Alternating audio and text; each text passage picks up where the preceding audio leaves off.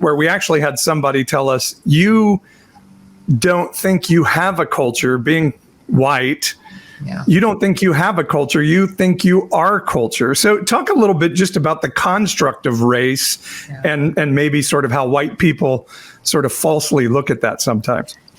Yeah, I mean, one of the biggest things I always want people to learn right off the bat is that we made it up, right? Like race is a social construct, like we made it up. And I think when you look at, the United States in particular, white people made it up to benefit themselves, right? We first hear this sort of white person phrase in like colonial Jamestown, right? And it was really about trying to separate and pull away from those that had black skin or, Native Americans, right? And so, but we see this being really used really early on. And then over time, we kind of got to pick and choose who could be deemed white based on what we needed. So when we needed more people to sort of join a political issue, then all of a sudden, like the Irish could be white, even though in the beginning they weren't seen as white because we needed their labor and things in other ways. So we see this progression. And so it's always been whiteness about